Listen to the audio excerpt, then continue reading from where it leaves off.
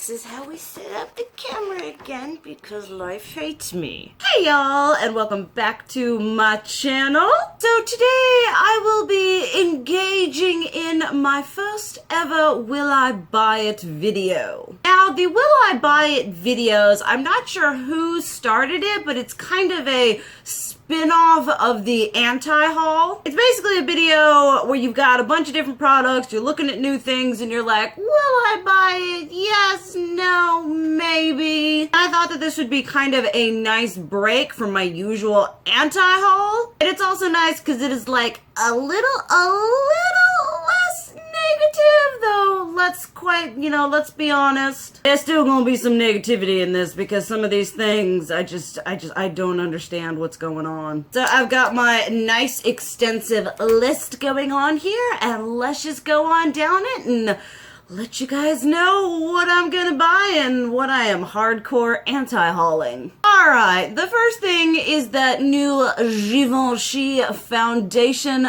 / concealer release. Do I even need to say anything else? That is gonna be a no buy. Then something that I saw that will actually be available when I'm filming this video and very much after I film it is the Morphe Summer collection, which said it is going to be available on February 28th. If I remember correctly, the first day of summer is like June 21st. We haven't even made it into real spring. And yet already we are moving and shilling summer collections. Y'all, at this rate, holiday is gonna start coming at us at like July. Then actually kind of a product / collection that one of y'all tagged me in on Instagram is the Urban Decay and Game of Thrones collection that's going to be coming.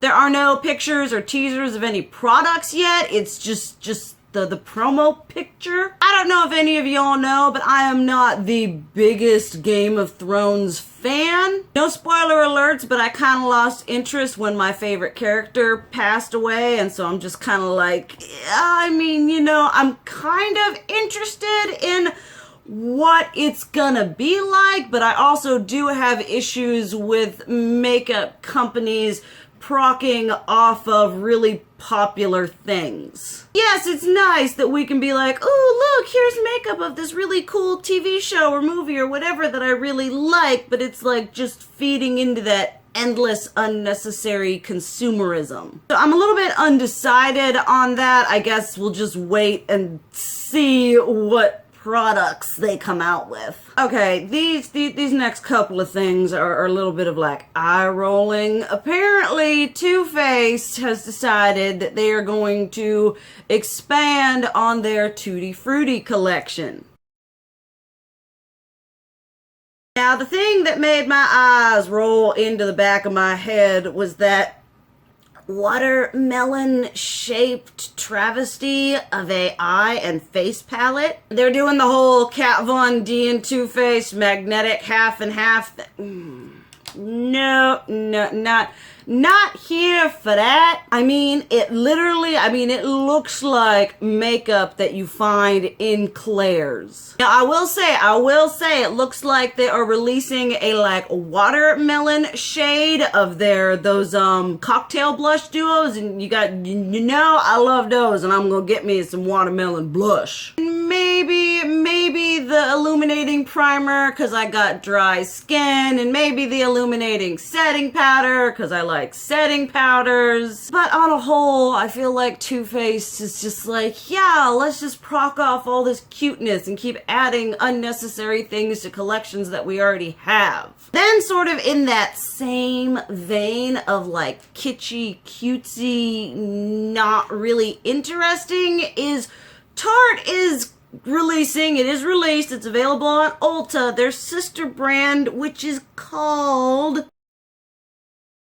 just have sugar written down. I think it's like Sugar Rush or something like that. And y'all, this makeup looks so cheap. It's like a little bit more on the affordable price point, but it looks like it's being marketed to like 12 to 14-year-olds, and even younger than that, because I have some nieces that are like, we're talking about from the 5 to the 10-year-old who they would get along real well with this. And it's like they've got like some lip oils and some chapstick, whatever, and some body butter. I mean, it just kind of looks like a super kitschy, childish, not good quality, nothing that a well-meaning adult would invest in. And maybe they're just trying to open up their demographic and whatever, but it does absolutely nothing for me. They also have a watermelon palette, which looks boring as all get out. And none of it is anything where I'm like, yeah, I want to try that. It's more like, no, it just looks so cheap. Another thing that kind of caught my eye and I'm kind of like battling with myself over if I want it is the Violet Voss Sugar Crystals palette. This looks so pretty.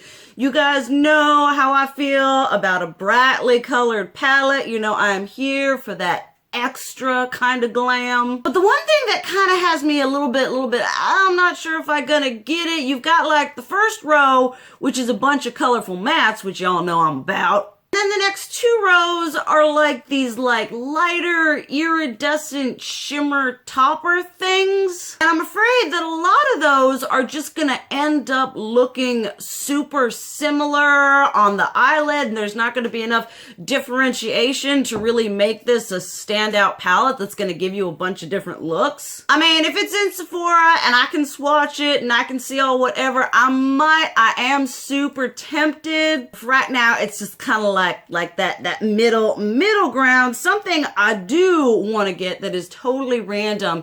Milk Makeup is coming out with this like hydrating something spray.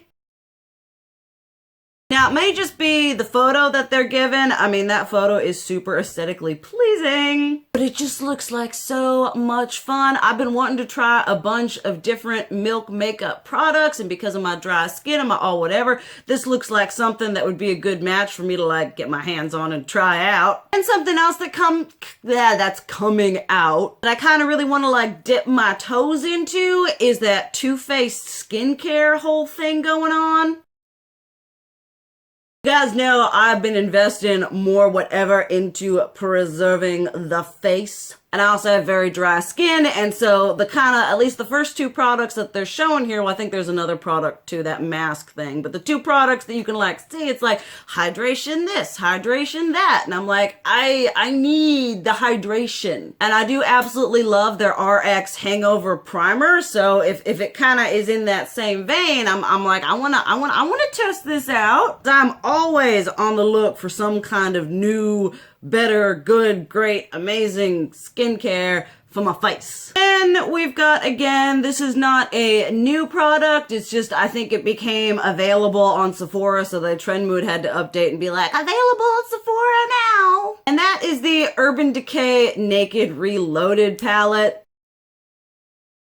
Y'all, this palette just looks like a giant hot mess. Like the swatches that we got finally when it was like actually released, I'm like, those are the best probably Photoshop swatches I have seen of this palette, because like all the real-time unfiltered swatches have just looked really underwhelming. The color story is boring. It is basically the Anastasia Beverly Hills Sultry palette, and it looks like it doesn't have a lot of mattes. I think there may be like 2 mattes, which is what was a problem with the Naked palettes to begin with, and then when they came out with like the Naked Heat, I was so happy because they had more than 2 mattes. Like, for the longest time, I have been a collector, you know, of the Lorac Pro palettes, of the, you know, Urban Decay Vice palettes, when those were the thing, Urban Decay Naked palettes, Too Faced Chocolate Bar palettes. And recently, over the past, I want to say probably year, I've been able to make peace with myself and realize that, no, I don't need to complete my collection, because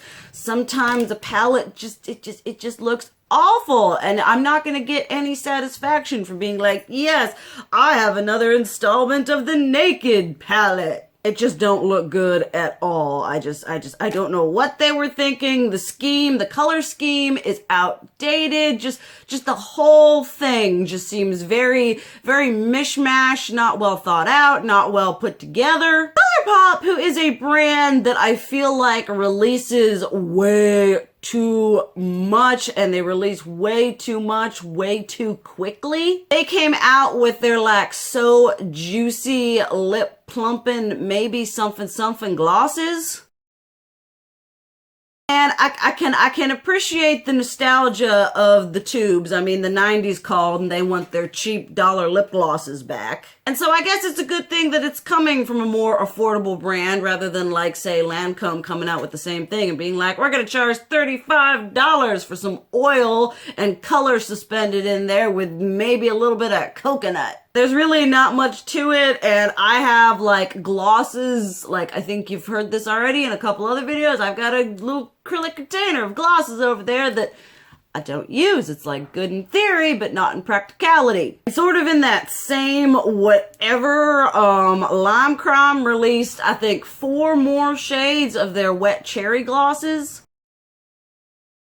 Now, if I were to bite the bullet on, like, a new gloss, these are the ones that intrigue me the most. It just looks so pretty, and that one that's got, like, the goldy, greeny, shimmer, glittery reflect is just so pretty. But once again, I have a bunch of glosses I don't use. When you are wearing hair like this, a gloss is very impractical because you move one step wrong and you've got gloss all up in her. As much as a part of me wants to, like, spend the money and get it, I can't. It's pretty, I'll look at the pictures, whatever, but it's just not something that I'm gonna be buying. Then going back to ColourPop and that whole releasing too many things, too many collections, they decided that they were going to drop a very bright and vibrant and whatever collection with the ever so popular Zoella.